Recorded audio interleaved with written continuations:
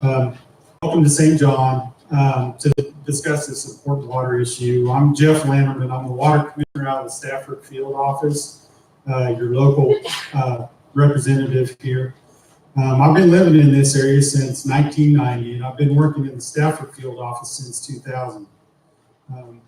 Remember when I was fresh out of college and pretty wet behind the ears, the partnership was formed in 1993 that tried to address the shortages in the Rattlesnake Creek.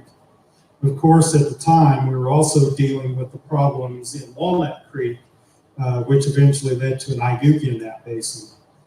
Believe me, when I say that we all know that all parties pretty much don't want to be in this room tonight, but it's an issue that everyone's been working on for a long time, and we need to get this solved. With that being said, I know this is a very personal and difficult issue for everyone affected. I hope we can conduct ourselves in a professional manner and we can convey as much information to the group tonight as we can. Before we begin, a couple of housekeeping issues. Restrooms are in the foyer over to the side. Emergency exits are to the front and two behind you. Now, if we have an overflow crowd, we can have 193 in this room, according to the fire marshal. We're also having a screen and a video out in the foyer. And if you feel like you want to sit down, you can go over to the library. They're playing the live stream over at the library, the Idalong Goodman Library. With that, I'd like to introduce Kelsey Olson. Kelsey is the Assistant Secretary of Agriculture. Thank you, Jeff. Well, on behalf of Secretary Bean and myself, I just want to thank you for coming out. Like Jeff said, this is a very important issue that we've been working on for many years, and wanted to bring as much information to you locally that we possibly could. So I'm gonna just fast forward here to our slides as we get started. So, oh, good thing I brought this up. These slides will be available by tomorrow morning on our website, so you will have access to this information, and we've tried to include as much of our talking points in those slides as well. But you can find those at www.agriculture.ks.gov/Quivira. There you'll find these slides as well as all of the other information and resources that we have regarding this topic. So I wanted just to give you an overarching perspective of what the Kansas Department of Agriculture, or what our mission is. We are a broad agency that, in a broad sense, are here to serve Kansas farmers, ranchers, and agribusinesses, and we do so by providing an environment that fosters and enhances and encourages growth within the state. And we advocate and promote for agriculture industry, as well as helping to ensure that our food supply is safe and protect our natural resources. And in a broad sense, that is our mission. Within that, we have 18 different various programs and divisions within Kansas Department of Agriculture. Sorry, I'm just trying to catch our slides up here. And one of those, obviously, is the Division of Water Resources and the Water Appropriations team. Kansas agriculture is a very important component to our state. It's a leading driving force. It's what many of us are engaged in day to day. And there's, throughout the state, there's about 64 sectors of agriculture, 64 sectors of the Kansas agriculture that include food and food processing sectors. Within this area, it is the #1 economic employment source, as well as where most of our labor income comes from. Of those 64 sectors, about 25 of those sectors can be found within the 5-county region in this area. As I mentioned before, one of our programs and divisions is the Division of Water resources. This program was set up in 1945 based under the Kansas Water Appropriation Act. At that time, the governor had set forth a committee who put in place some new legislation that would govern our water rights. Kansas was one of the most proactive states to do this. And basically what that act outlined was that the first right is the first in line is the first right to the water. The first water right is the more senior to the next one, and it has a request on the allocation of water at that point. It also established the chief engineer as the primary administrator of the water rights for the state, for all state water rights. Over the years, we've seen various amendments to the Water Appropriations Act.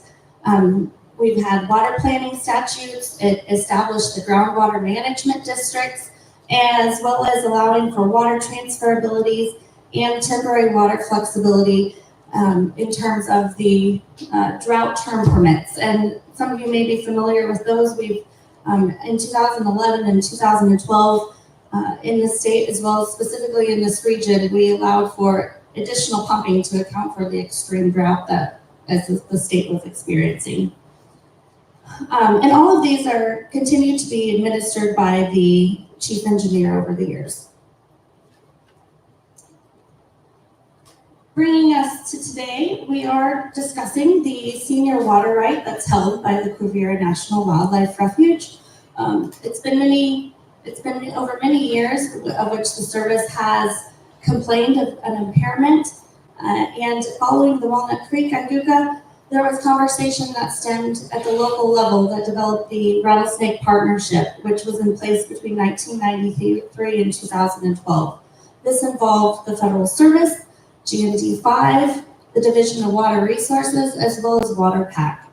And over the years, I think there were various attempts at different actions of which to mitigate the issue, but none of them were successful.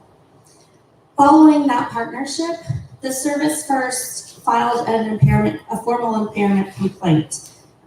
As the chief engineer's role, it was his role to address that impairment and to make the determination if that impairment existed. And that was confirmed in 2016. So today's meeting, our original intent was to provide more information about the anticipated actions. However, this situation has continued to evolve. On Friday afternoon, Senator Moran sent out a press release in regards to the U.S. Fish and Wildlife Service and had a verbal commitment from them that they would not be filing to request water for 2020.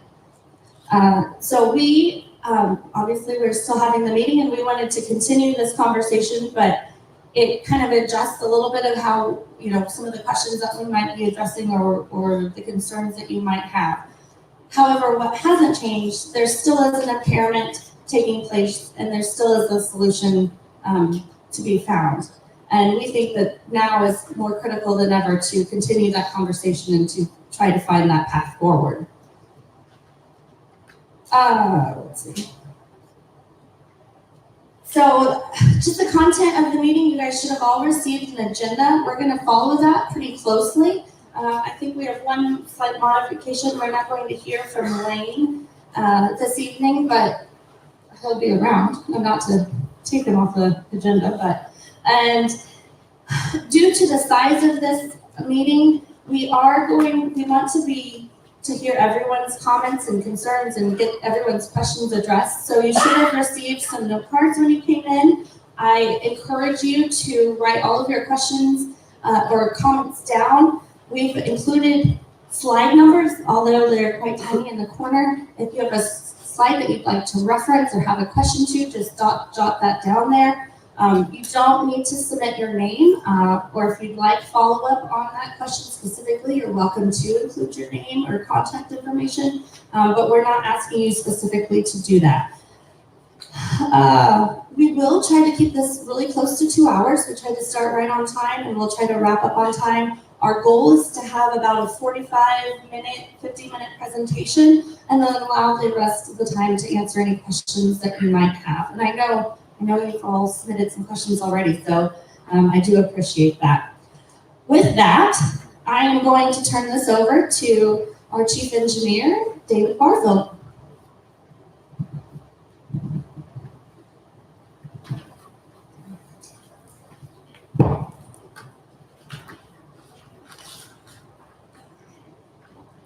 All right, thank you, Kelsey, and I do want to thank everyone for coming and taking time to spend the evening here, listening to us and engaging with us in terms of your questions on this, long-standing issue and very important issue to everyone here in the region. I wish this problem was not so difficult, and we're going to get into the specifics of what makes it so difficult. None of us here in DWR or KDA find any pleasure in issuing orders that create new restrictions for many water users, but we have a job to do under the Appropriation Act and a duty to find a way to resolve this, and so we need to find a solution. As Assistant Secretary Olson indicated, we've tried to sort of reformulate our presentations in light of Senator Moran's press release that indicated the service didn't want us to move forward at this time with these orders, but wanted to provide an opportunity for the basin to develop an acceptable solution. Now, we really don't have more information than that. I reached out to the service, to my contacts with the service, to see if I could find out more of what that meant, and didn't really get more. We don't really know how long a process they're envisioning, what they're going to be bringing in terms of to that dialogue and exactly how we're going to engage, and we'll certainly keep you all abreast as we learn more going forward. But at least that changes today's conversation, really changes the immediate future anyway. We will not be issuing any orders until the service decides that they want to follow that request to Superior Water. So we'll work through that process and see where it takes us. But the fact that the service is providing more time doesn't really change the science, and doesn't change the science of what's going on here. It doesn't really change the law. We have groundwater users that are junior to senior, and creating a significant depletion to the stream flow, creating an impairment situation, and that's going to need some resolution in some way. The statement says that services wants to engage, and so the vehicle to get that done may change. Likely it will. Certainly seems like it will change the timing. So anyway, the presentation I'm going to give you, I'm still going to provide kind of much of what we were going to provide with respect to sort of overviewing the problem and discussing sort of how we got to where we are today.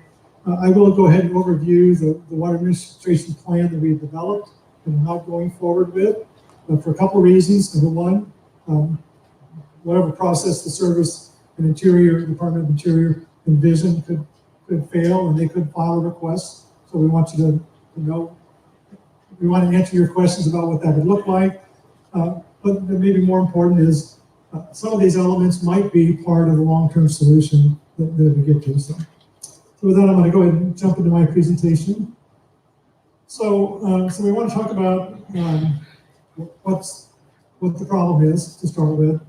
But I'd like to start with what the problem is not. So obviously we administer the Appropriation Act over the entire state, including Western Kansas. So this is a depiction of the water level change as a percentage of saturated thickness in the Ogallala and related High Plains aquifer, of which you all are part. Obviously, in Western Kansas, the dominant groundwater problem is one of storage depletion, of a declining water table and resulting declines in pumping rates and so forth. And we're obviously actively working out there to determine how to address that problem. Here, as you'll see, we've got some water level declines in the western part of the basin and central, but a stable and even increasing in the eastern parts. So So water level declines are not really the problem we're facing here, although those declines do affect surface water. So what is the problem? And there's really a kind of a threefold, all related problem. But the first is junior groundwater pumping is intercepting recharge that goes into the aquifer, and without that junior groundwater pumping, would discharge into the stream system is what we call base flow. So base flow is the groundwater component of stream flow, as opposed to runoff, which is the precipitation-driven portion of stream flow. So this is the, excuse me. So we have GMD5 developed a groundwater model, and we were involved in that process in terms of on the modeling committee, and our expert modeler also was a part of that process, peer review process. And we've got a really excellent groundwater model here that allows us to really look at some of what's going on here. So this is a depiction of an output from the groundwater model that looks at what is the base flow component of stream flow under historic conditions that includes the groundwater pumping that has been occurring. And what would that base flow component look like if junior groundwater pumping is not pumping? So the green line is the historic run, basically, and as you see with the development of irrigation in the 60s and 70s, we see a pretty rapid decline in the base flow component. With wet years, there is some recovery, but again, a general downward decline, as opposed to without groundwater pumping, where we see much more significant base flows that would be occurring. So this depletion then of the base flows caused by junior groundwater pumping is really what leads to the impairment of Quivira's water right.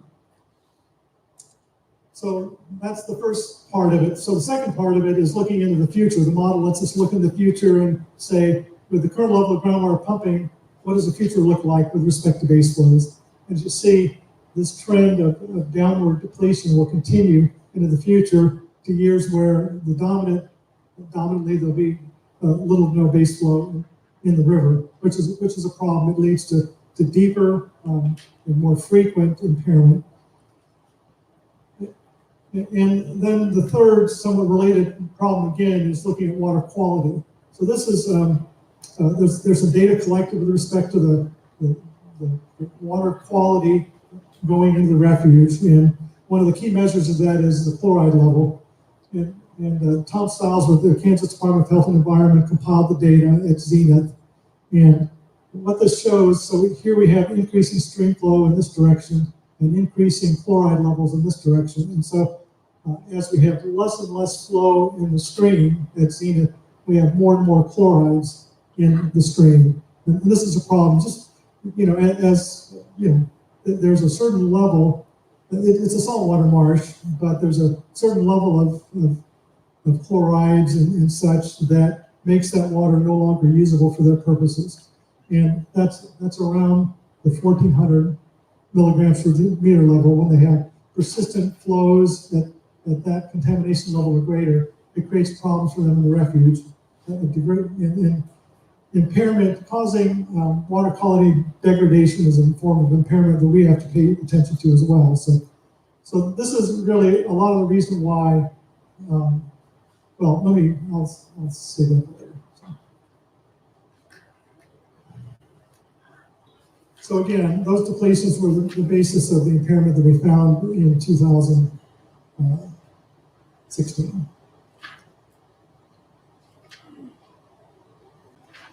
So I want to go on and sort of walk you through where we've been over the last 3 years since the impairment finding was finalized in 2016. KDA has been working with Groundwater Management District number 5 to determine what to do. GMD 5, a principal feature of the remedy that they would like to develop is the development of an augmentation project. And I'll describe more details about that here in a minute.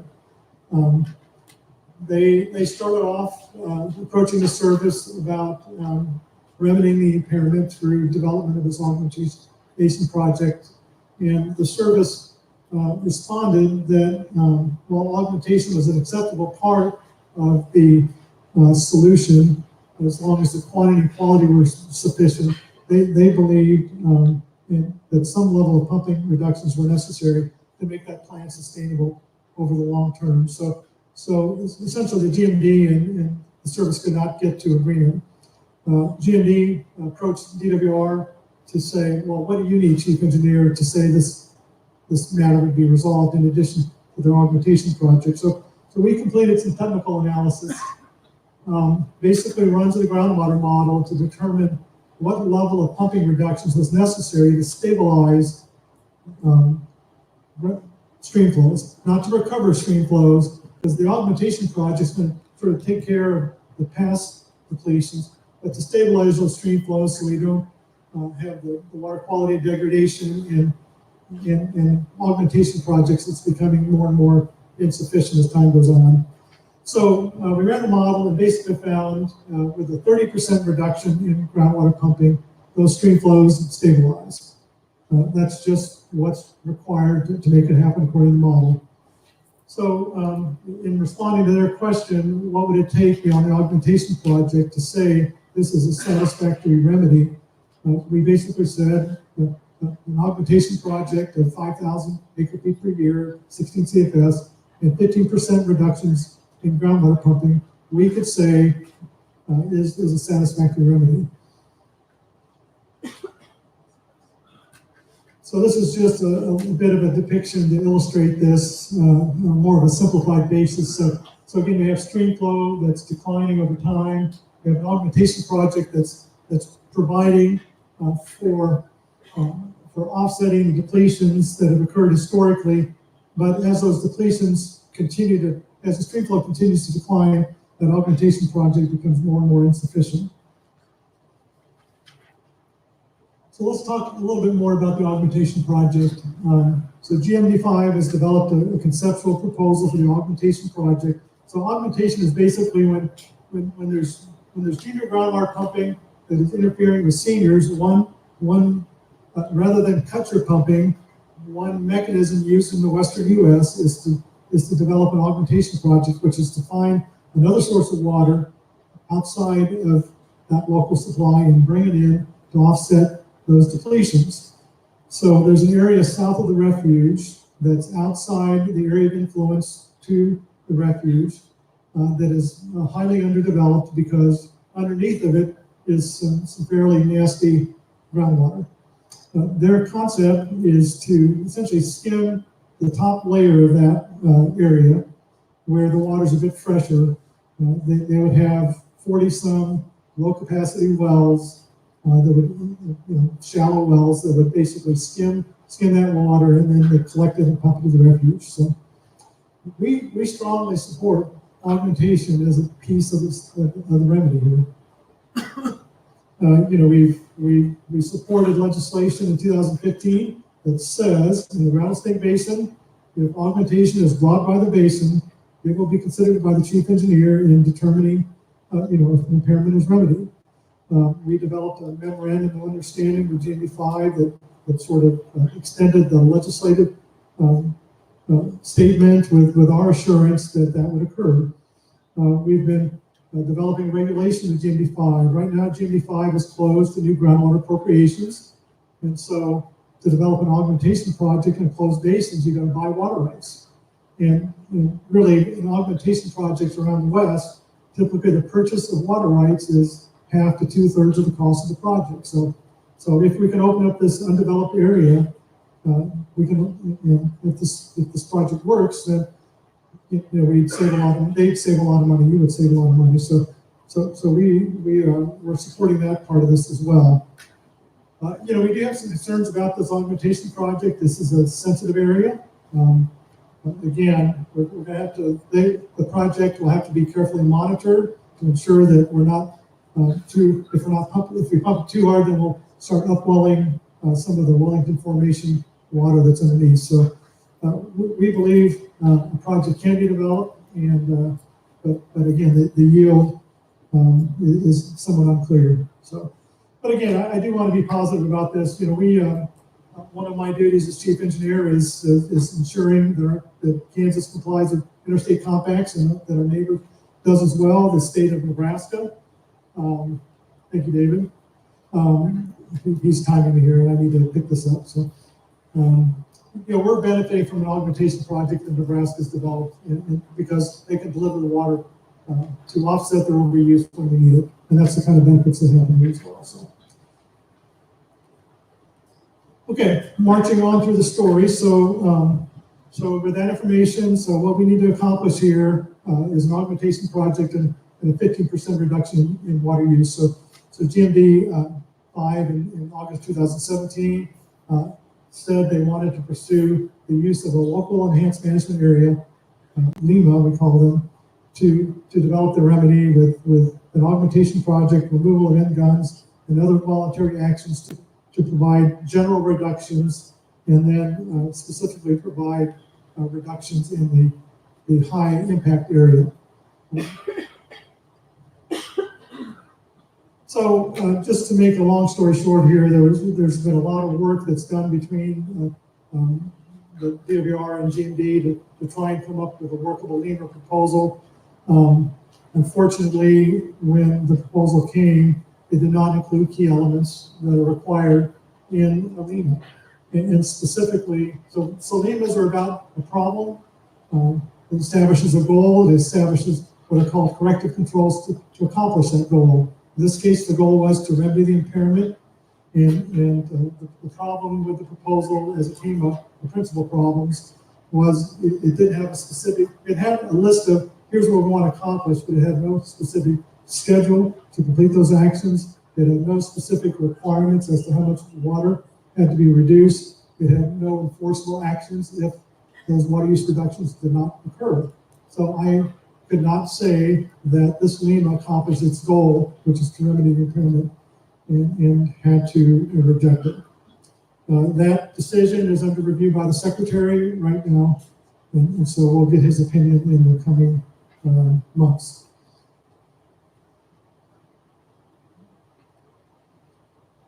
Okay, so it's been 3 years since I determined, well, it's been 6 years since the service asked us to investigate and take action. It's been 3 years since we've determined that impairment is occurring regularly due to upstream junior groundwater pumping. The service has filed a request to secure water. They did for 2018, they did for 2019, asking me to act. I declined to act because we were working on the remedy through the LEMA process. That process essentially halted, and so without augmentation available, without and on site, I really cannot delay action. It's inconsistent with state law and my responsibilities. We also believe that delay also puts the basin in jeopardy because this could be taken to a state or federal court or resolved in some other way that might lead to less flexible solutions than what we're proposing. So that's why we were planning, that's why we sent the notices out. The service had not yet filed its request to secure water for 220. That's why we didn't send out orders. But we wanted to provide you advice at the earliest possible time.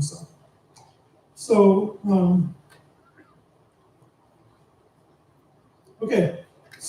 those orders were prepared in preparation for them filing that request to secure. Again, to give you time to prepare, the overall reductions in those orders is about a 14% reduction in your use, in your average use, which was part of the objectives to stabilize stream flows. The plan, we understand these orders are challenging to many of you, especially those that have junior water rights, and I'll talk about that here in a minute. So we decided to phase it in over time, give the basin maybe a chance for out years to come up with a different solution. We understand the impacts are significantly different to different water users. There are senior water users that are getting more allocation with less reductions, in some cases more allocation and reductions, but juniors also have more significant cuts.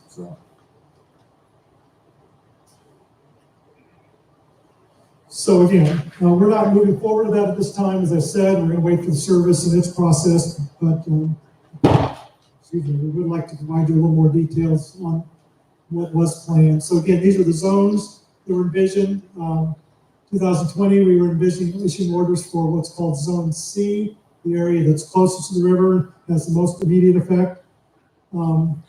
That's about 1/3 of the water rights in total, and about 52% of the effect on the stream, because they're closer to the river.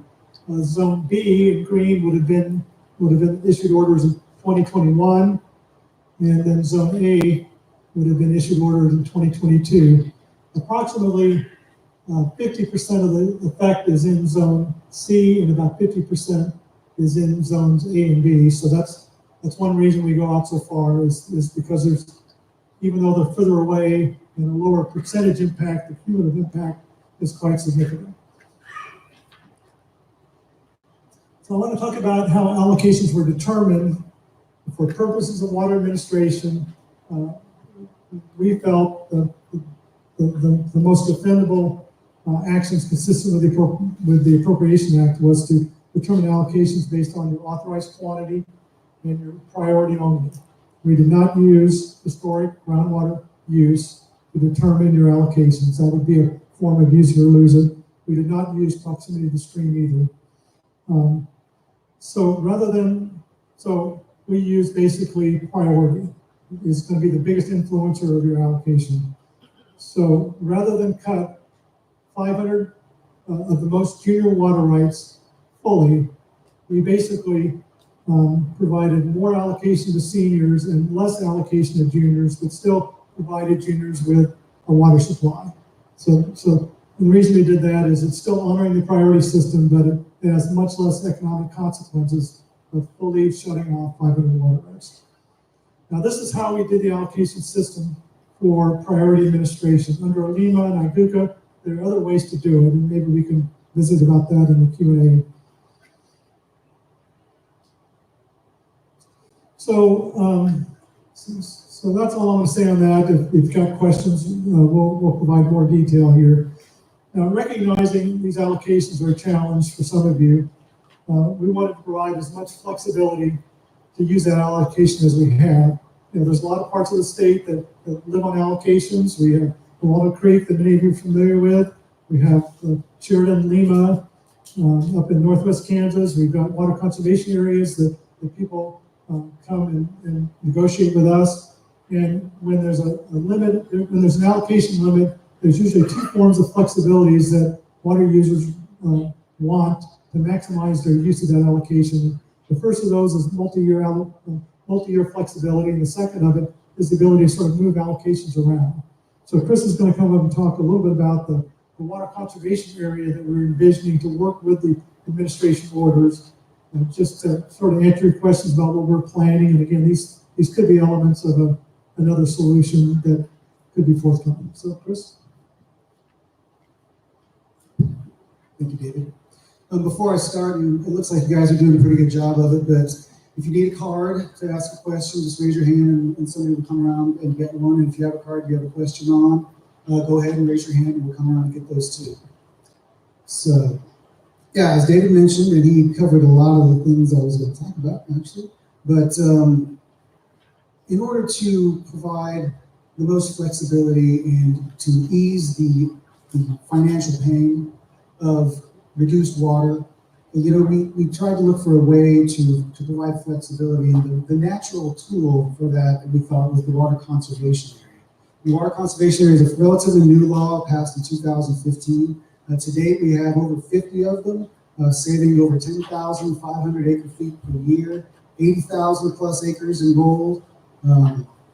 And they're working great, and part of the things that they do is they provide that flexibility to use, the two major flexibilities, to use your water in a multi-year allocation. That means if you have like 100 acre foot a year allocation, you could use 500 acre feet over 5 years, and that gives you the flexibility to use a little bit more water when it's a little drier, and use a little bit less water when it's wetter, and save that allocation. So it just lets you manage your water a little bit better that way. And then the other big flexibility that we thought would be helpful was the ability to move allocation.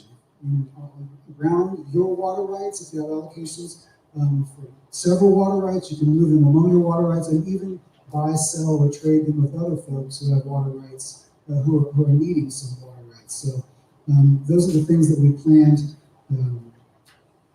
for our water conservation area. And I think that's about it. I think I've got one more slide, and then, okay. And then we'll open it up for questions and answers. So what happens next? Well, that's a good question. And we've already sort of talked about this.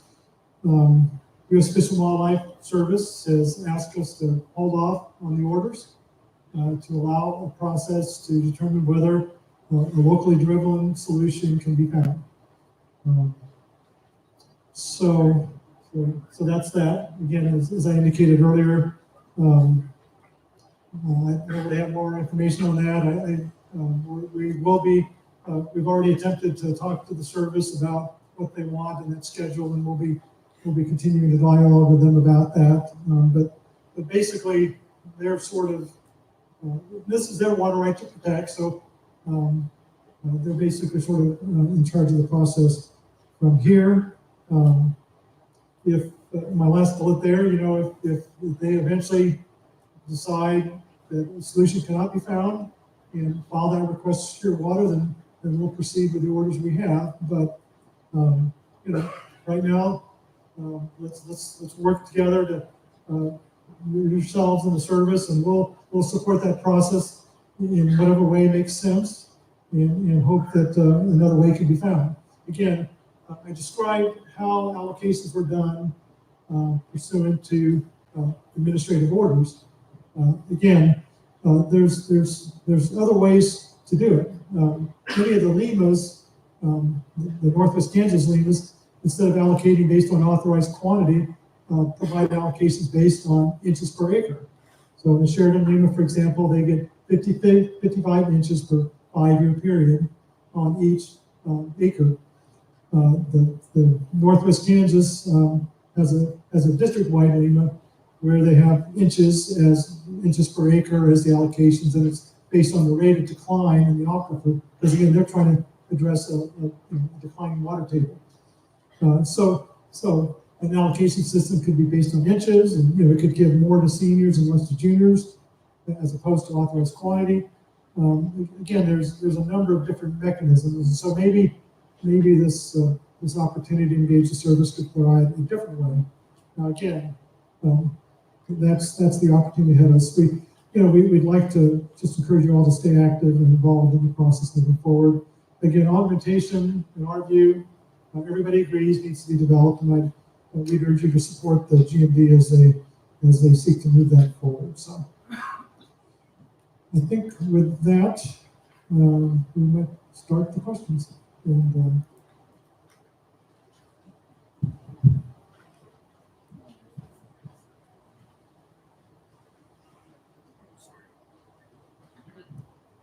Good evening. I'm Dana Ladner with the Ag Marketing Program at the Department of Agriculture, and I work with Compliance, Education, and Outreach. And thank you guys for submitting your questions. And we're going to start to go through those this evening with that. And so, David, the first question will be for you. Does Quivira waste water in their management and storage options? Does Quivira waste water in their management and storage operations? all right. Should have given this to Jeff here, but I'll do my best. It's one of my responsibilities, one of our responsibilities as a division. That's why I was sort of looking at Jeff, to ensure the waste of water is not occurring. If we see an end gun that's spewing out water on the road, or if we see water that's going off the field, we have a responsibility to make sure water's not being wasted. So we look at Quivira from time to time, and we don't believe they're wasting water. They do have, they basically bring water into what's called the Little Salt Marsh at the top of the refuge. From there, they divert into 3 canals from there, and actually the river also flows through the Little Salt Marsh, and they pick it up twice, the 2 other locations downstream of Little Salt Marsh. They bring that water into to different storage where they basically have habitat or forage for the birds. They often bring water down through multiple cells, and there are times at the bottom they dump water back into the river because they've got a management that says we need to drop the water level. So they're using the water and they're releasing it. That's part of their normal operation that's necessary to maintain that refuge and its functions. So we're not aware of wasted water that's occurring.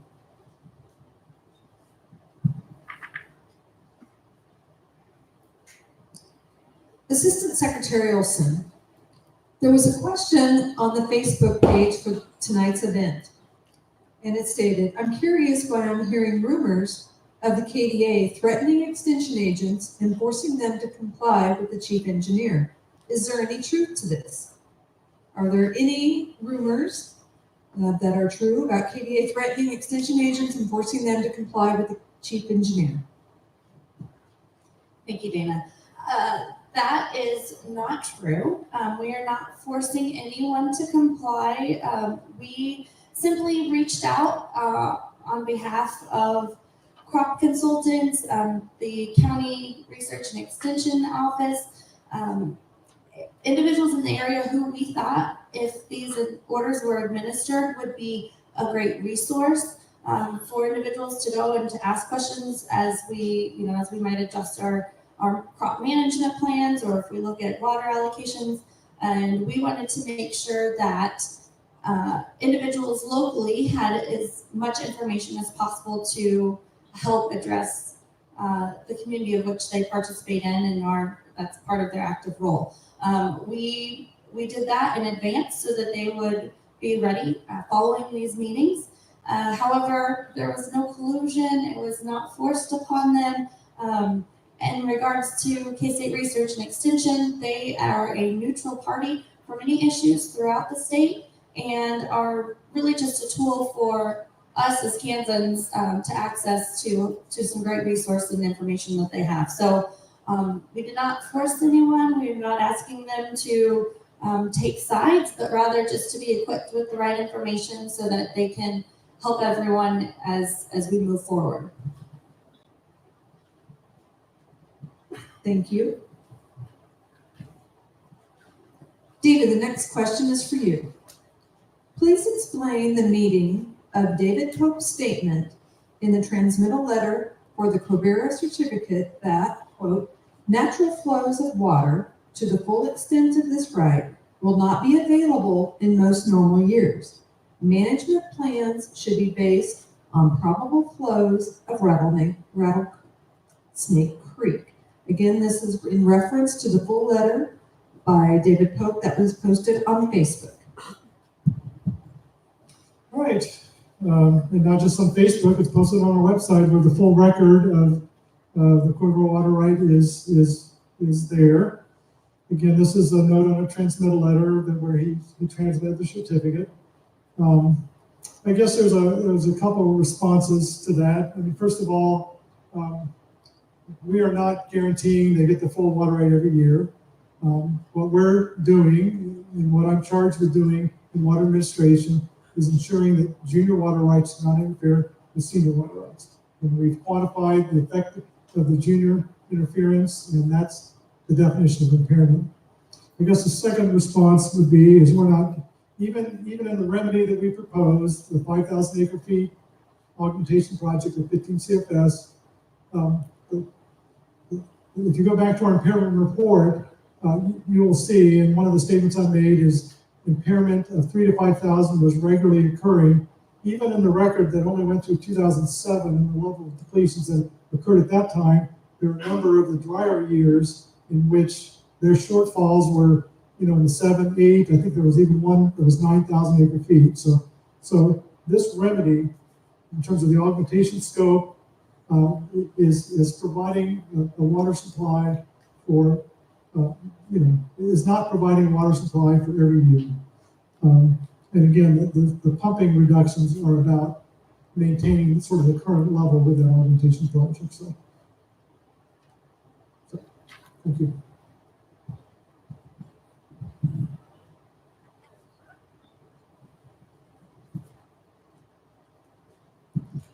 David, the next question is for you as well. Would the administration orders impact livestock water rights? Again, would the orders impact livestock water rights? Okay, so again, obviously we're not moving forward with the orders, but every use of water was treated the same with these orders. So what livestock was provided in terms of allocations, every water municipal were all provided the same allocation as a percentage with the same priority. So now again, one of the provisions of water conservation areas is the ability to sort of move water around, and livestock operations often will have water used for livestock, and they'll typically have some irrigation as well. And in the WCA flexibility, they would be able to move water from irrigation to stock use as they need it, as other uses could do as well. So.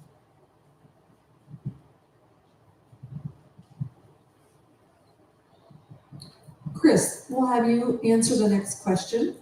How often in the past has Quivira been impaired? And to what extent is Quivira required to manage water differently? How often in the past has Quivira been impaired? And to what extent is Quivira required to manage water differently? Okay, thank you. Well, I guess I would characterize it as Quivira has been impaired quite a bit in the past. In most years, I guess I would say. Now, in the past couple of years, it's been wet and they have not been. They've been able to satisfy their water right, but in the long stretches of dry spells, they were impaired significantly. Our impairment report that we finalized in 2016 actually quantifies and has the years and the amounts. And like David was just saying, it's regularly in the 3,000 to 5,000 acre foot range, often going up into the 7, 8, and above. So that's that. And to what extent is Quivira required to manage water differently? Well, they are a wildlife refuge, and they're the experts on managing a wildlife refuge. And then David did, I thought, a nice job of going through kind of the things that they have to do. They have seasonal needs where they grow forage for the migratory birds that come through there, and that's just their job. So if we were to ever see waste of water, we would address it, but we're not seeing that right now.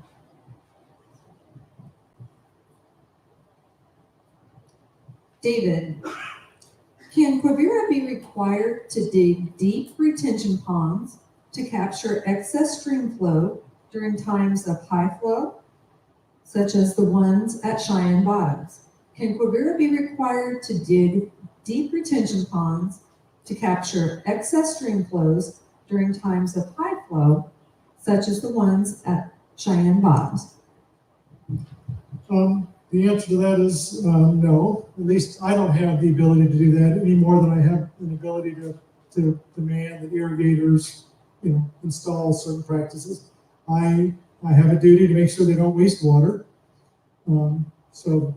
But I don't have the ability to order them to install such devices.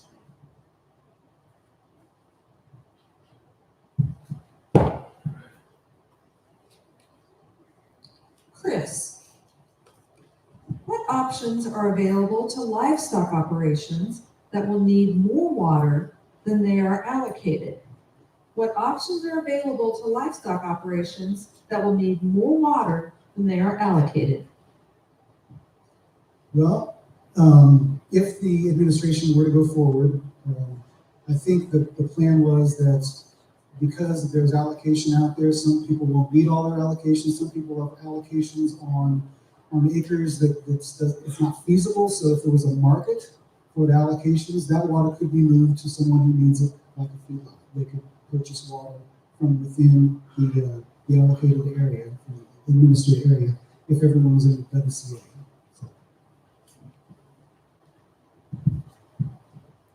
Assistant Secretary Olson, we've received a few questions regarding the emotional stress that these orders could cause. Who is there to help folks with those emotional stress problems and mental health issues?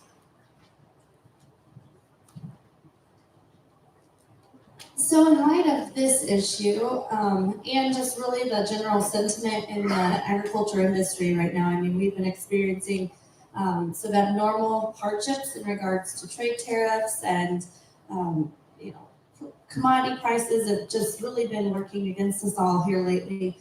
The Kansas Department of Agriculture, I felt personally needed to do more.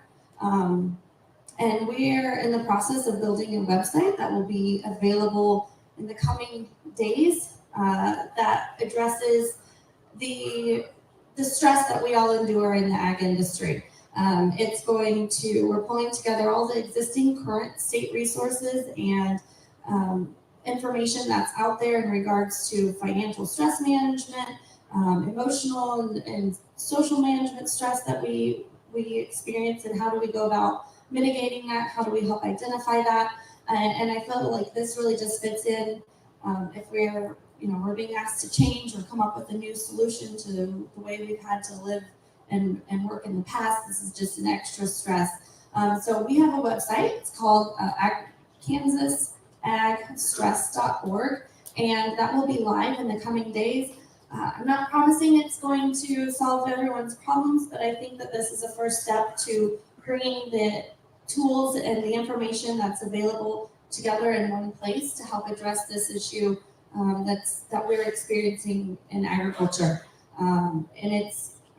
We need to do more, talk about it more, ask our neighbors and our friends how they're doing, because just a simple conversation and sharing that with one another really goes a long way. So I'm here to say that we're going to do what we can. There's lots of information out there, lots of resources available, and I want to start that conversation and be engaged more and more with that on a regular basis.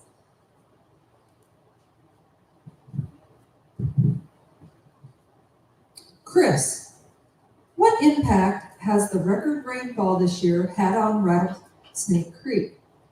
What impact has the record rainfall this year had on Rattlesnake Creek? Well, flows have obviously been really good, but they've fallen off pretty quickly at times. We see the flows really spike and the gauges go way up, and then we see those gauges go right down again, it's kind of a symptom of the long-term issue that we've been seeing for the last years, which is that the pumping takes years to manifest as stream depletions, and it's intercepting all this water that's coming through there, and sometimes that can take years or decades. So I liken it to weather versus climate. The weather has been very good this year. It has blessed us with a lot of rainfall, but the long-term trend is that the stream flow is going away. So rain this year has had a great impact on Rattlesnake Creek flows for sure.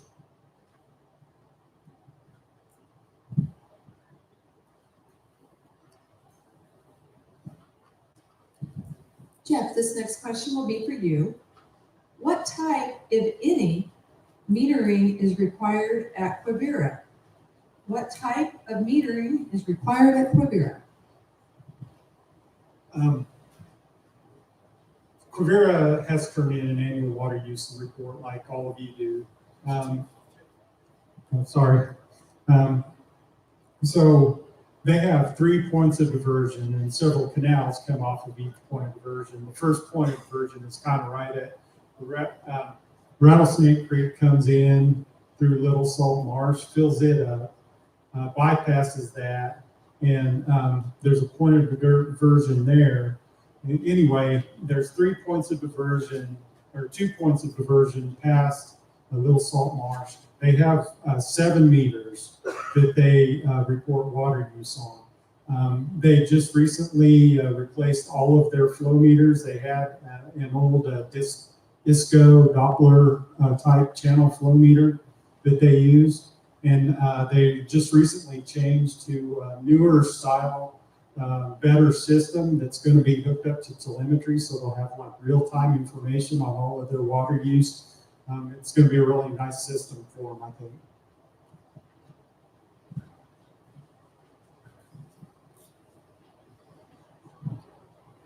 Dana, the next couple questions are for you. Can water be transferred out of the impact area, and what options will be available to achieve this? Can water be transferred out of the impact area, and what options will be available to achieve this? So I mentioned, so we're basically developed a rule, regulatory change with GMD5 here that would basically facilitate this sort of thing.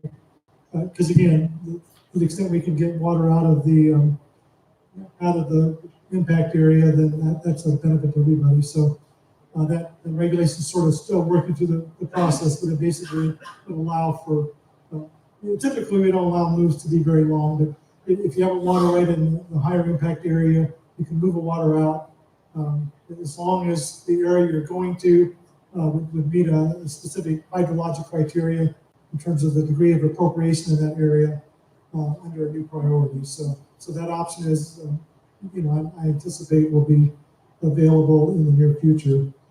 Of course, the WCA, if we ever issue the orders and develop the WCA would sort of allow moves within the actual area itself.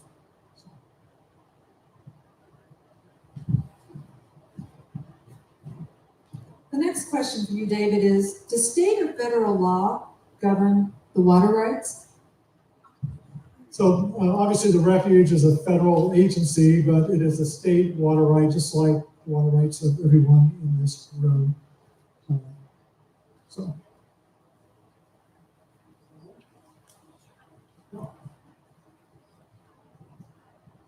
Chris, the next question is for you. How much did you rely on Ballou's model, and why did you propose a different solution to the impairment? How much did you rely on Ballou's model, and why did you propose a different solution to the impairment? Okay, thanks.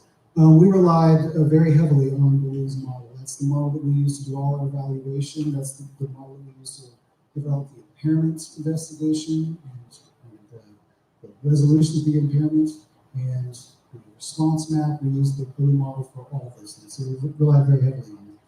And why did you propose a different solution to the impairment? I'm going to take that to, I'm going to suppose that means that Ballou's solution was augmentation only.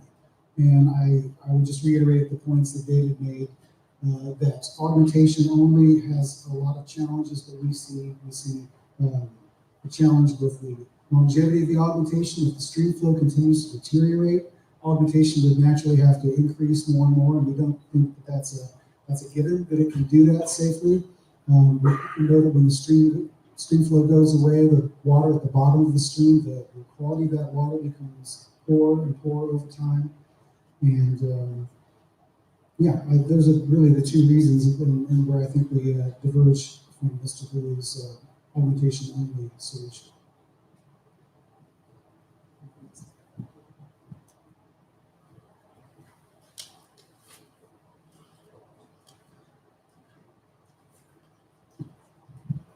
David, the next question is for you. Will you approve a settlement between the Fish and Wildlife Service and the Basin if it is different than your stated criteria for solving the impairment? Will you approve a settlement between Fish and Wildlife Service and the Basin if it is different than your stated criteria for solving the impairment? Actually, before I go into that one, which I will do, I wanted to piggyback on Chris's statements on, and again, we're sort of interpreting what the question was really getting at, but we've been asked repeatedly, Ballou basically recommended augmentation only would be a viable solution, and why do we disagree with him? And again, Chris has mentioned, Ballou's an excellent model, we relied on his work, but we had several differences with him in terms of interpretation of model results. So one of the big questions we had is, our look at the data said base flow is going away, and he presented an analysis that said the base flow, that stream flows will be reliable out in the future. And some of that was just, again, we looked at the same model. He looked at it on a sort of 10-year average basis, and we looked at it on an annual basis. And yes, there's some intermittent flows that can sort of prop up the averages, but this area, this stream, if we don't make some changes, is heading to zero. And then the sufficiency analysis, again, we just had we made a number of assumptions that in terms of what would happen, and if all these things happen, then the impairment would be remedied, but the LEMA plan didn't provide for all those things, as I was saying earlier. So if you really want to know more, we've got a pretty detailed document on the website that looks at that analysis and our differences with them. So with respect to this question, yes, the answer is yes. So, we've basically been the service has followed a request. They've asked us to investigate. They've asked us to act. We've specified this is what we think needs to happen to remedy the impairment. But if in this mode where the service is now engaging the basin and the service and the basin agree on some other solution, then that could be, we'll work to find a way to implement that solution.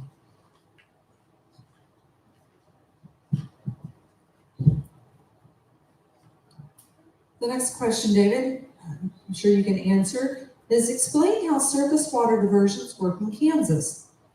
How do surface water diversions work in Kansas? Do the second part of that too? You want to do the second part of that too? So I think this is getting at, so I guess I'll just take the Republican River. There's a big irrigation district called the Kansas-Washington Irrigation District, principal recipient of the water that we have struggled with Nebraska to get, but they have seasonal needs. So lots of water goes by the creek, by the river all year long, and then when they need water, they ask for it. They basically get those diversions, so that's pretty typical. So their use, like your use, whatever it be, has a certain pattern, and they're able to use that water within the rated diversion allowed under the water right in the annual quantity when they need it. And again, the fact that there was water in the creek a month ago doesn't change their ability to divert that this month. It doesn't change their ability to say if the junior appropriator is interfering with their use, that they are entitled to have the protection of having that junior regulated. I think I was supposed to explain, I had a note earlier that I was supposed to explain the difference between a junior water right and a senior water right. So let me, every water right has a priority date when it was filed with the division. And again, our law, as Kelsey indicated, is person time, person right. So Quivira, has a certain water right number with a certain priority date. That's 1957, I believe. And so it is senior then to all water rights that are subsequent to it. And that's the way our law works. So senior and junior are relative terms to.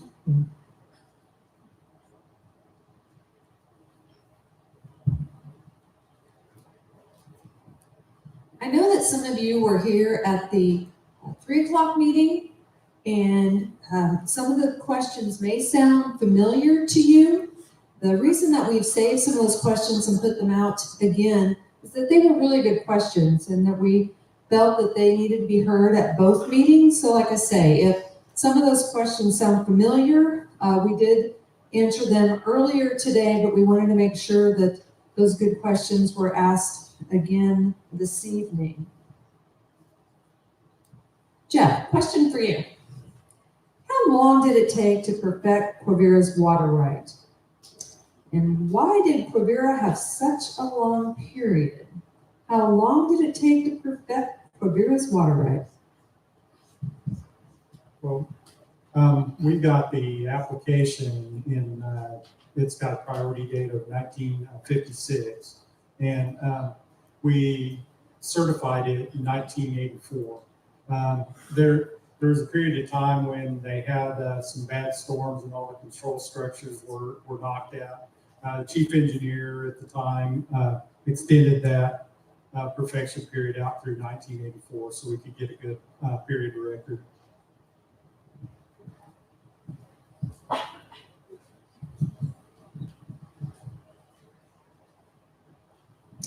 Chris, based on your modeling, how effective in real water will your proposed allocations produce in stream flow to address the impairment?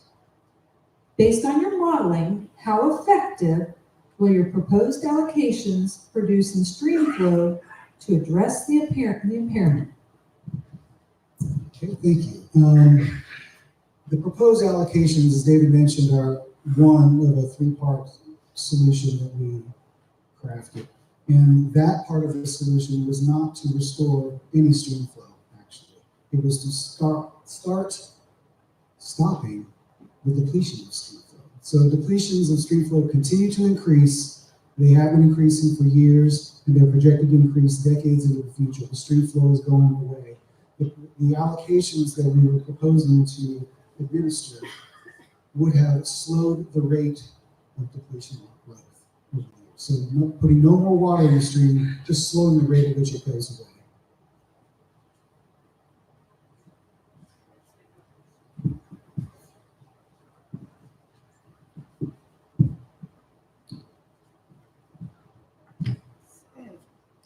Chris, how do you know your models are accurate? And who developed the models that you use? Okay, so I may call on David, who is a much better groundwater modeler than I, to fill in where I missed the mark here. But we know our models are accurate because they're calibrated. So calibration is when you go through and you build a model. The model is just like it sounds. It's a representation of a physical thing, and you go through and you put all the best data in, and then you run the model, and you see how closely your model tracks with actual historical record. And that's how we know that it's good. In this model, when it was built, it was pretty good. And so that's how we know it's accurate. Now, it hasn't been touched since 2007, but that sounds worse than it is, because it's the basis of the model is just the hydrogeology of the area, right? It's weather has changed and water levels have gone up and stream flow has changed and all that stuff, but the actual physical underpinnings of the model have stayed the same. Who developed the model we used? Well, that was Blue Groundwater out of Santa Fe, New Mexico. Albuquerque, New Mexico. And the division was very closely involved in peer reviewing that model. As it was put together, we helped check the data, helped check the assumptions, and did all that stuff as a collaborative effort. So we have confidence in the model. GMB5 has confidence in the model, and we're glad we're not arguing about the model.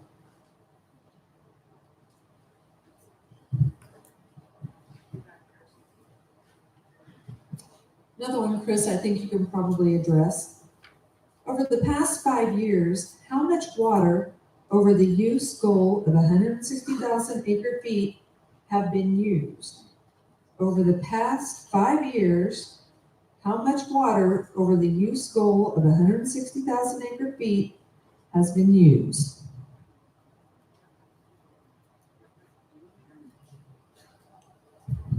I don't know. So, you can look it up. It's easy metric to find, but I don't know.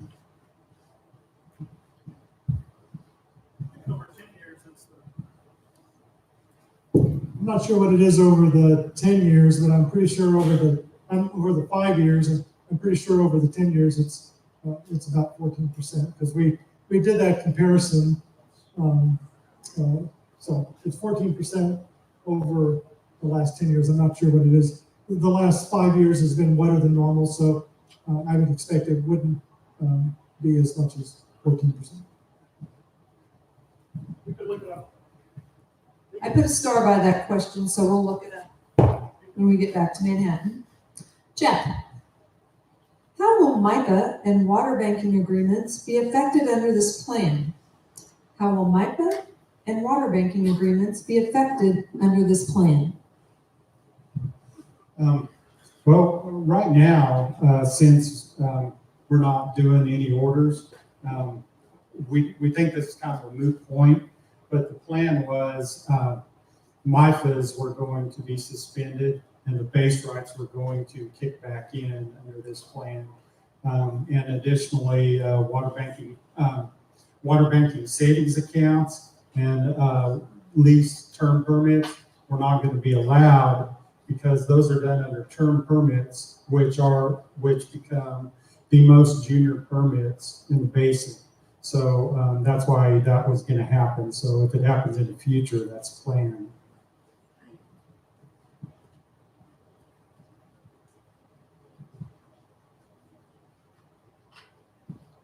I know a lot of you have submitted your questions, and we have had some that have been very similar in nature. So we've kind of grouped those together. So if you don't hear your specific question, we've kind of combined them with something that's very similar. So again, we've had some questions of the same content, and so we've kind of grouped those together to keep things going and make sure that as many questions as possible could be answered this evening. David, to what extent is the public interest and the economic impact of administering water rights by priority considered? To what extent is the public interest and the economic impact of administering water rights by priority considered? Well, economic interest and really even the public interest is not explicitly part of that consideration. I mean, the law basically says that that no junior appropriator is allowed to interfere to prevent water from going to a senior appropriator. Period. So it doesn't list this use. It doesn't give any priority to use. High value use doesn't have to be administered for lower value use. The priority system is the priority system, and that's the law in Kansas, and really that's how appropriation works in the Western U.S.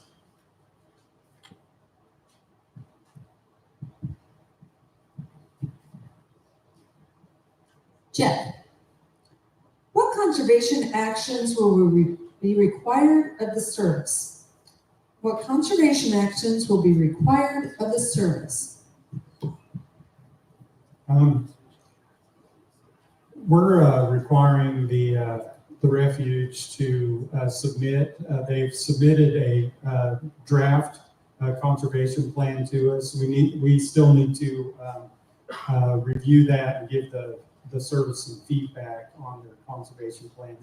There's one on file already, but as we go forward, it's time to update it. So that's what we're going to do. It'll talk about the new meters and things like that, how they plan to operate and not waste water.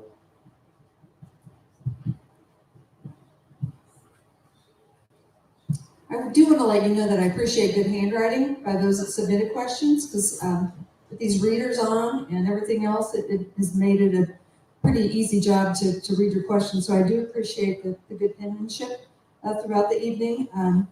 Jeff, you mentioned this earlier. Do you have anything else to add to explain how water is metered at Quivira, or did you answer everything earlier?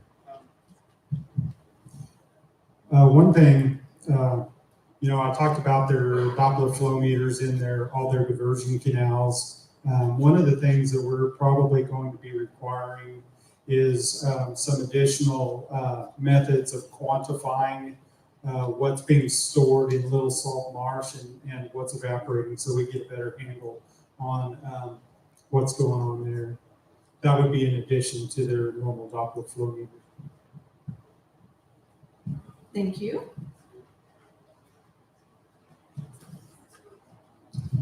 Chris, was any consideration given for producers who have been conserving over the past 20 years? Was any consideration given for producers who have been conserving over the past 20 years? The way that we crafted the draft administration that's on hold now was to base it on priority only and authorized quantity. And in that way, if you have been conserving, you're not getting penalized for anything. If you just fall in line with everyone else. So I think the answer is yes. That's the consideration is kind of built into that. So let me say it in reverse. If we had just cut a percentage, if everybody got a percentage of their recent use, if you have been a very heavy user and you got a 10% cut, That would be a lot different than if you were just a moderate user and you got a 10% cut, because all of a sudden you have a lot less water. So you don't get any consideration for conserving in that case. And we purposefully did not do that. We just said, all right, here's your priority. And based on your priority, you get a percentage of your authorized quantity. And that's it. And if you were a very aggressive user, use a large percentage of your authorized quantity, then you're going to feel that reduction a little bit more than someone who is not using their water rights so aggressively. The average in the basin, I think, is around 76% of your authorized quantity.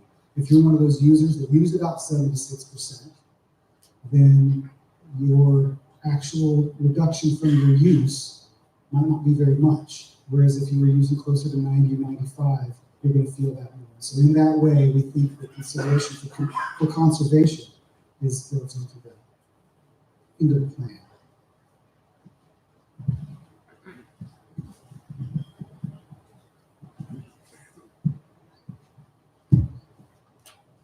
David, I have about 3 in a row for you.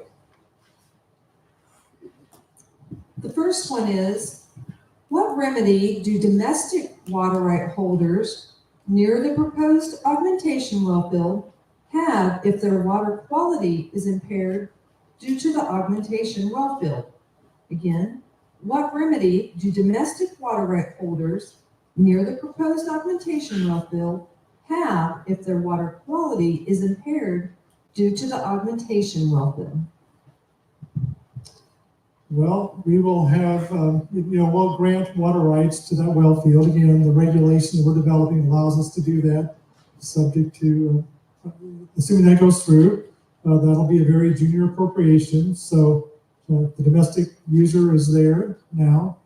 And if they're, impairment due to water quality problems is impairment. So that domestic well owner would have the right to ask us to investigate and determine if that well field operation is in fact impairing them, and if so, then we'd have to shut off the part of the well field that's causing that impairment.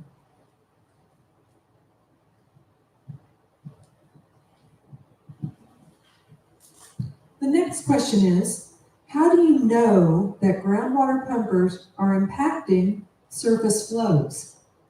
How do you know that groundwater pumpers are impacting surface flows?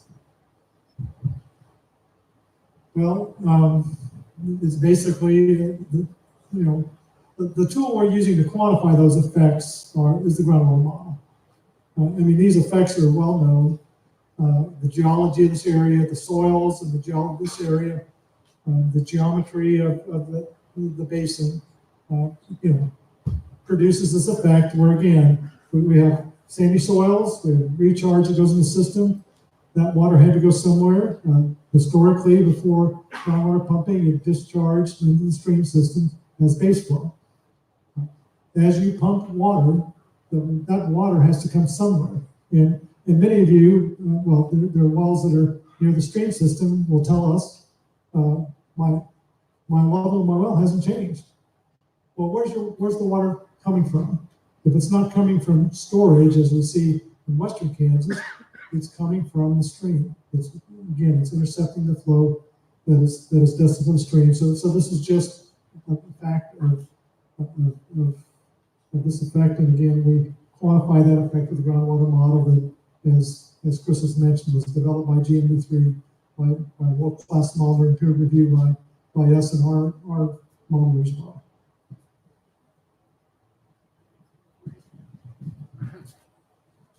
The next question that was submitted, David, have you considered removal of trees and invasive species? What impact could this have, and who is responsible for it? Have you considered removal of trees and invasive species? What impact could this have, and who is responsible for it?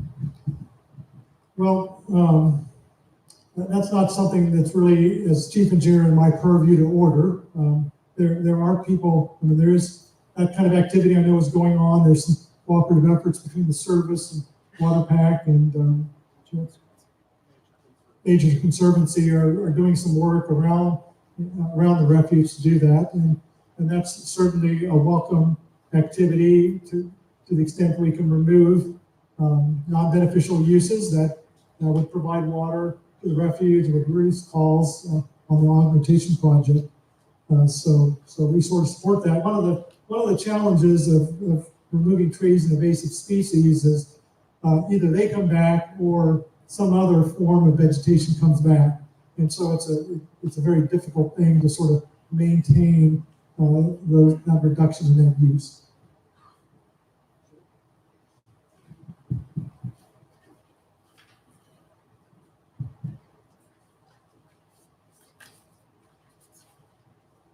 Assistant Secretary Olson, how do KDA, promoting the economy, and DWR, trying to cut water use, balance the different three statutory duties when dealing with this problem? How do KDA and DWR balance the different three statutory duties when dealing with this problem? I'm not going to stand up and tell you that it's not difficult. We are charged with promoting agriculture and supporting it to its fullest extent. And as you may have remembered, that fourth bullet point also talked about protecting our natural resources to which we all utilize and rely on. Based on that and the statutory obligations of the Division of Water Resources and our Water Appropriation Act, it makes it challenging to ensure that we are carrying out our fullest intent of protecting the water rights, whether that be for an individual, for an agency, for a corporation, and making sure that we appropriately and by law manage those in accordance to the way the state has set up this institution. It's not something that we take lightheartedly. It is something that is a constant portion of our conversation on a regular basis. And I know you've heard this from David earlier, but they really do think that the proposed potential administrative orders would be have a less impact potentially than if we were if a judge came in and just said that we have to shut off water right by water right in its entirety to alleviate the impairment. We don't want to hurt the economy. That's not the intent.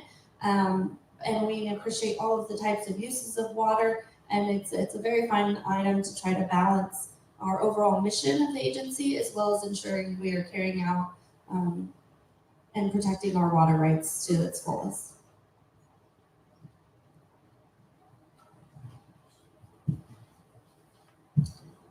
David, the next couple are for you. Has anyone considered conservation measures that have stopped water and wind erosion?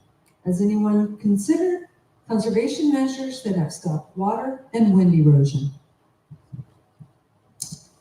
Well, I'm not 100% sure what this question is getting at, but certainly conservation measures have affected stream flows in the Rattlesnake Creek and as it have other areas of the state. That's not something, and typically they impact the sort of runoff component of stream flow, and I was talking about the two components. So that certainly is one factor that's affecting stream flows in the Rattlesnake. The groundwater model that Blue constructed considers that.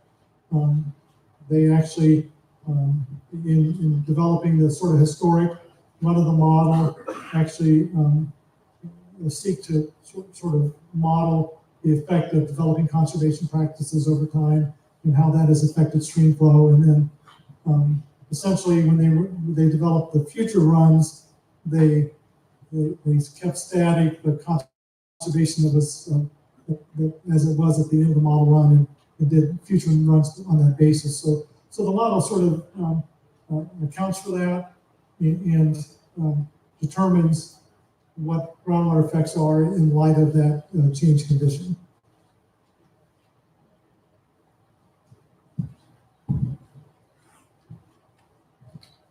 David, can the service file a request to secure water after a record rainfall year like 2019?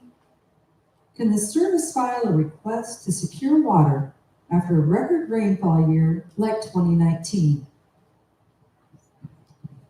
Well, the answer is yes. No one knows what next year's going to be. Obviously, they had a full supply this year, at least as I understand it.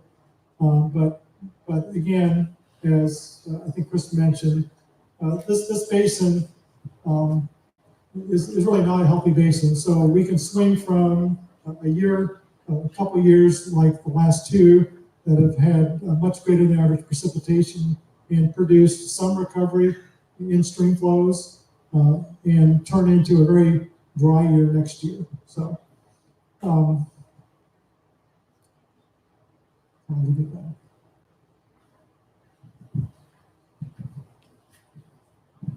Chris, how many acre feet are short annually, and how much does the impairment grow each year?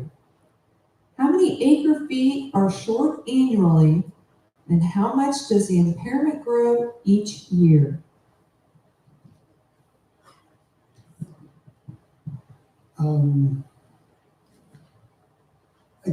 It's the impairment report that we did showed that the service is regularly impaired 3,000 to 5,000 acre feet per year. So I think I'll leave that as the answer to the first question. How much does the impairment grow each year? Well, on the long-term trend, what the modeling shows is that every year the depletions to stream flow grow about 400 acre feet per year, meaning whatever it is now, next year on average it'll be 400 acre feet more, 400 acre feet more year over year over year with the status quo pumping. So now stream depletion does not equal impairment. Impairment is when the refuge should have got water, but the juniors took the water so they couldn't get it. So it's not the same thing, but I say that only to echo the fact that the stream flow is going away at an increasing rate that we would like to slow down at some point. It's really undefined how much the impairment grows each year, but I think it's suffice it to say in those dry times, because the depletions continue to increase, so will the impairment.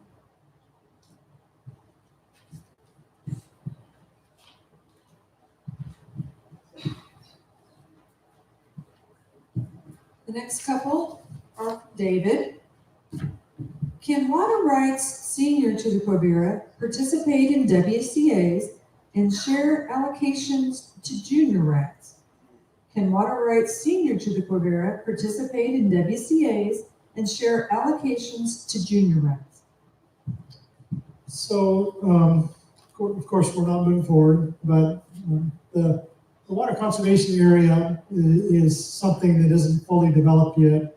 We've described, as Chris mentioned and I've mentioned, some of the fundamental principles that we know we could include and would include in that water conservation area. We did not plan to have water rights that were not being administered in the WCA. But if somebody had, for some reason, some desire to do that, we might be able to entertain it and figure out under what terms. We would have some concerns about bringing in a senior and moving that to a location that might have an additional impact. So I'm not exactly sure how that would work. It wasn't our plan, but if there's a compelling reason, it's something we could, when we move forward, we could look into it. I might just add that, because the service has indicated they want to work with those locals now and develop something else, if that's something that would work, we would absolutely entertain it. So there's no reason not to do that if we're starting over with a different plan and the service wants to make that part of it and it works for you all, we're certainly game.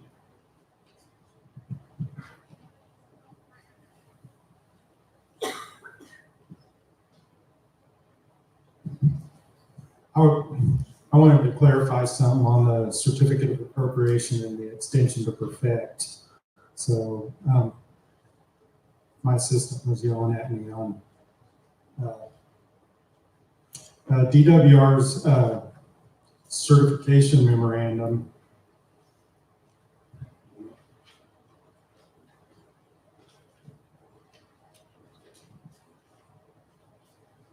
Of February 8, 1993, explains why 1987 and not 1984 was chosen as a year of record, and notes that an extension would need to be granted by DWR. KDA-DWR 587 allows the chief engineer to extend the perfection period of a water right if other records or information are available for a period after the original perfection period that would reasonably represent the application of water to beneficial use in accordance with the terms, conditions, and limitations of the permit. The Usgs Gauge was installed in Zenith in 1973. The refuge's diversion works were not fully functional until 1978. The 10-year perfection period after 1978 was extended until 1987. The Usgs Gauge at Zenith establishes a good verifiable water flow record, which was used in part to quantify the refuge's water right. Thank you for that clarification. Assistant Secretary Olson, what is Governor Kelly's take on this issue? What is Governor Kelly's take on this issue? So Secretary Beam and myself continually update Governor Kelly on a weekly, if not daily basis, depending on the light of moving pieces, as we know. And although she has not made a public statement on this specifically, she has addressed the fact that she supports and upholds our Kansas Water Appropriation Act. So we are upholding that to her best knowledge and to our fullest intent. An extent that we see fit at this situation, and she continues to monitor it, and we continue to provide information and answer her questions on a very regular basis. Thank you. David, how do you plan to deal with MDS requirements on Rattlesnake Creek? How do you plan to deal with MDS requirements on Rattlesnake Creek? Okay. Didn't get that the first time. So that's a good question. So minimum desirable stream flows, most of you will know, Kansas legislature passed in the early 1980s a statute that provided for minimum desirable stream flows on a number of water courses in our state. There was a process by which the specific sites for minimum stream flow were established, and values for minimum stream flow were established and adopted in statute. So Rattlesnake Creek has two stations on that list, Maxville and Zenith. We have not administered NDS in this basin historically because we really didn't have the data, I guess, and the analysis to establish a reliable way to do so. We now have the groundwater model, and we really have a mechanism to sort of determine that relationship and determine what we should do.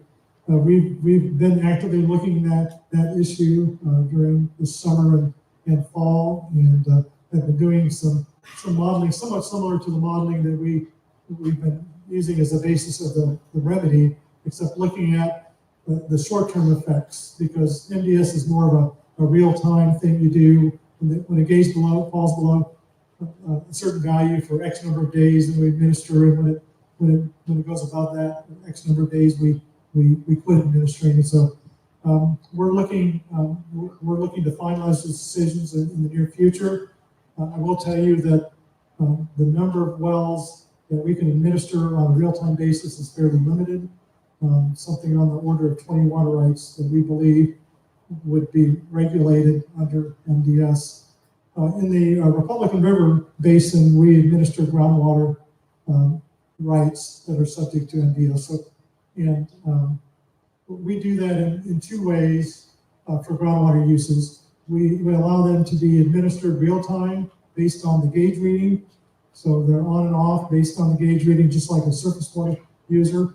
But we've also quantified the sort of average effect of, well, actually the sort of average amount of time that they would be administered based on a review of the historic record, and allow them to enroll in a consent agreement that basically gives them 32% of their authorized quantity to use in that year as an alternative to real-time administration. So we're looking into sort of the same sort of situation with those we need to administer from MDS, either a real-time option or come up with a qualification that might be done under a consent agreement. So that's where we're at in that issue right now.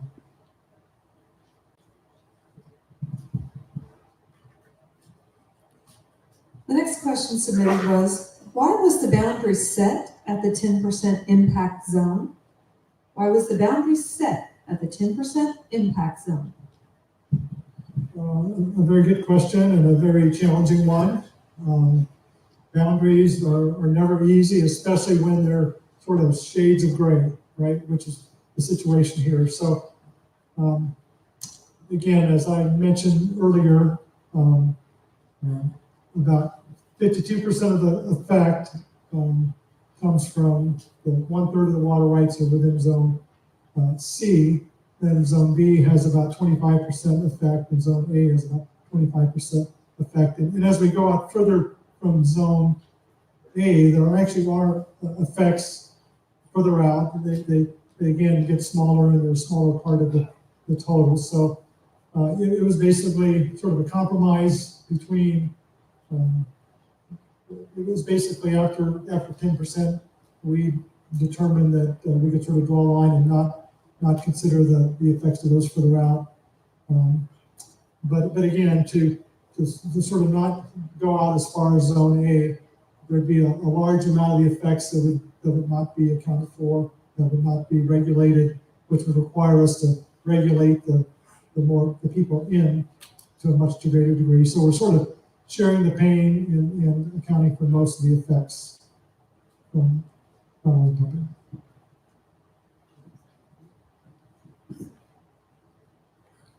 Chris, a question for you. How does my past use affect my potential allocation? If you want it, you can hand the mic off to somebody else, but how does my past use affect my potential allocation? Okay, the short answer is it doesn't. But the practical answer, so let me say a little bit more about that. The past use wasn't a factor in how the allocations that we were proposing to administer. It's not a factor in how they were determined. The only factors were the priority of the water right and the authorized quantity of the water right. So it didn't matter. But practically, as I mentioned before, if you are for instance, if you are one of the more senior users and you didn't use your water right much more than the average 76%, you probably wouldn't see any cut from historical use. The allocation would be about what you've been using, and that would be that. However, if you're a more junior user and your use was higher, a greater percent of your authorized quantity, then you would experience a greater reduction from your past use. So past use was not used to develop the allocation, but certainly it informs how you will experience that allocation. Thank you. David, how will water rights be acquired for the proposed augmentation system? Could eminent domain be used? How will water rights be acquired for the proposed augmentation system? Could eminent domain be used? So again, the regulation that we're developing would allow the basin to be open for the specific purpose of augmentation. So the GMD would have the opportunity to apply for the water rights, and they'd be acquired in the normal way in terms of the water rights. So the land the ability to access the land, they would have to negotiate, and they have the right of eminent domain if they would need to use it. Is my understanding. My attorney's not.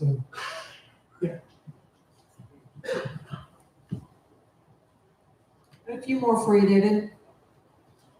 Should we plan to have a full water right to utilize in 2020? Should we plan to have a full water right to utilize in 2020? I cannot answer that question today. So again, the service is not. I don't know what their plan is. I don't know if this is something that is going to be a narrow window of opportunity to negotiate a solution, or if they're planning to provide a year to do that. I just don't have the answer to that. So we'll engage you as we find out more about what the service and the Department of Interior have in mind. So.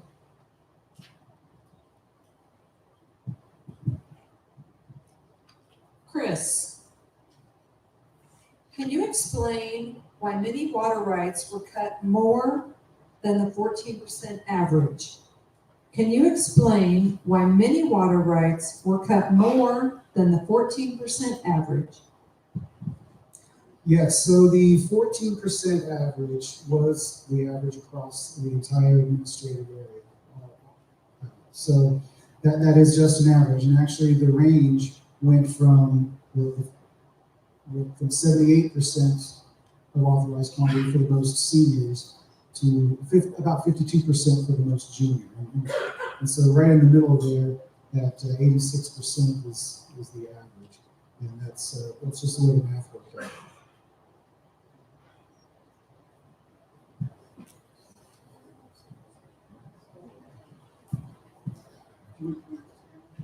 Let me look at the question again. So again, there's two ways to sort of measure the cut in the water right? So there's the reduction from the authorized is one measure of the authorized. So, and again, the most senior water right got 78% of their authorized.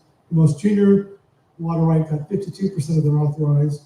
A middle priority got 65, and they were graduated. So if the measure of the cut is authorized quantity, then it's a different number. Again, we were trying to accomplish a reduction in use, which is what the 14 is, because on average, water users use 76% of their authorized quantity, right? So it's just almost impossible. You make your decision on what to irrigate, assuming it's going to be a dry year because you don't want to lose your crop. And then it rains, and so some years it doesn't rain much, and you use your full authorized quantity. But most years, there's some amount less than your full authorized quantity you use. And again, the long-term average is 76%. So again, if you're measuring the cut from your historic water use, then we had information provided from that. And that was a function of two things. The cut from your, so when you put together those two factors, if you're a very senior water right and you don't fully utilize your water right every year, there's about 24% of you all that have your sheets that actually got more allocation than your historic use, because typically that would be more senior water rights that don't fully utilize their water right every year, or more conservative in their use. So, if we ever had to implement the orders and we ever had to, and we ever put the WCA in place, there'd be some people that would have water to market, much like we see in the Walnut Creek. We have water users work out a deal if somebody has excess allocation, and that could go to somebody that needs the allocation. So again, on the other end of the spectrum, if you have a very junior water right and you have a more aggressive use of your authorized quantity, those are the ones that are getting the more significant cuts. But the average cut from historic use is the 14%.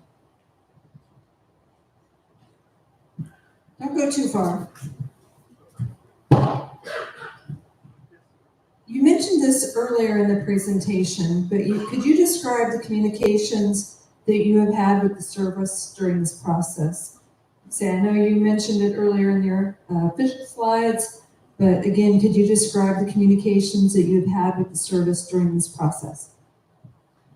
So, I assume the questions regarding sort of the remedy development, in the, basically about once every 6 months, during the last few years, as we're developing the remedy, we would call them up, our team would call them up with their team, and basically give them an update on what we're doing.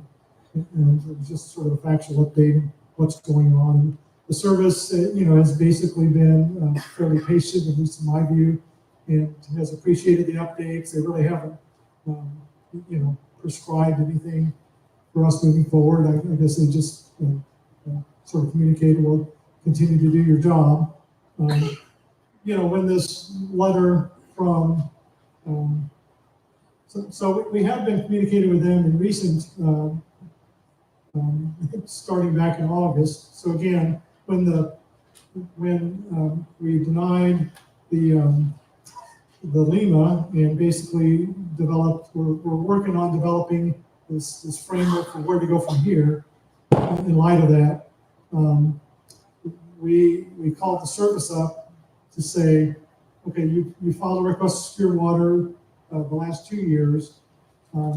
We would like to provide advance notice to the basin if we're going to be administering next year. So we basically wanted to know and ask them if you're intending to file your request to secure water, we'd appreciate having it earlier rather than December when it's typically provided. So we had a dialogue with them at that point, and we've been sort of asking them every once in a while, are you making progress on that decision? Do you need anything from us to make that decision? And that included a discussion with them last Friday. We're not asking them to file a paper, but we're saying, if you're going to file, we'd like to know it.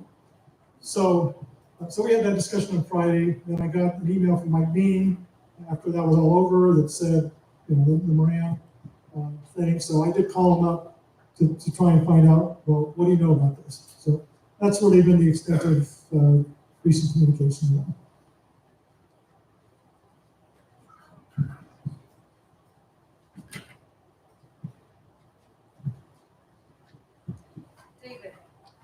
What impact does water in the Ark River have on flows in the Rattlesnake?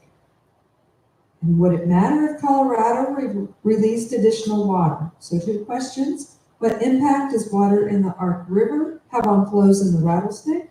And would it matter if Colorado released additional water?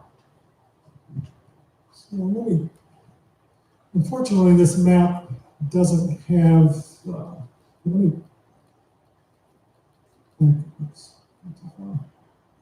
so this map actually doesn't have the Ark River on it, but I think generally speaking, the Ark River is, well, I know the extent of the affected area does not intersect with the river itself. So that means the effects out here are relatively small. So, to be definitive about this, I probably want a model run to do it. We could do a model run that basically put flow in the Ark River at some level, whatever level we'd want to look at, and see what difference it makes to Rattlesnake Creek.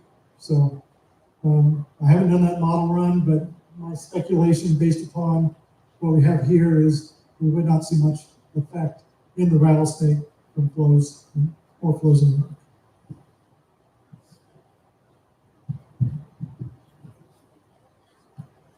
We're ending the near date and time for today's meeting, so we've got 2 questions left. Chris, under the proposed WCA, will 5-year savings be carried forward? Under the proposed WCA, will 5-year savings be carried forward? Well, we hadn't really fleshed that part out, but I think that our initial intent was that perhaps 1 year's worth of allocation would be rolled over to the next WCA term. That's kind of what we were thinking, but like I said, we haven't fleshed all that out.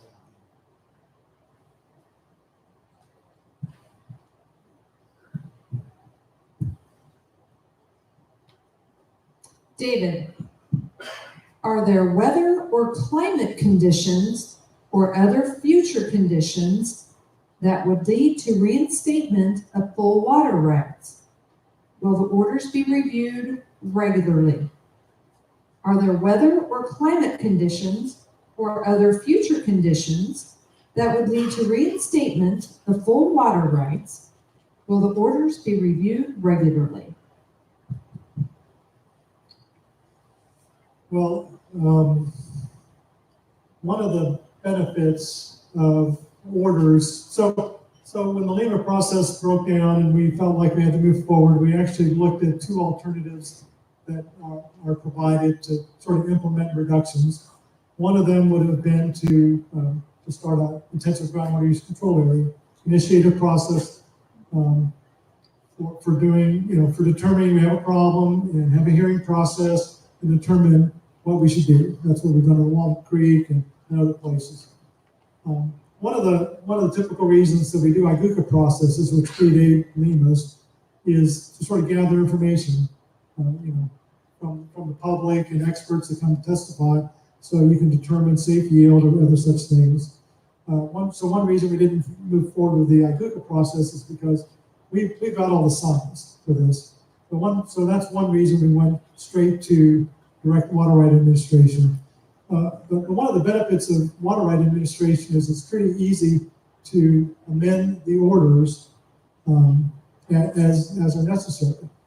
And I'm not sure I can envision a weather or climate condition that would reinstate full water rights, but there's a goal to reduce in the high priority of 4,400 acre feet of use.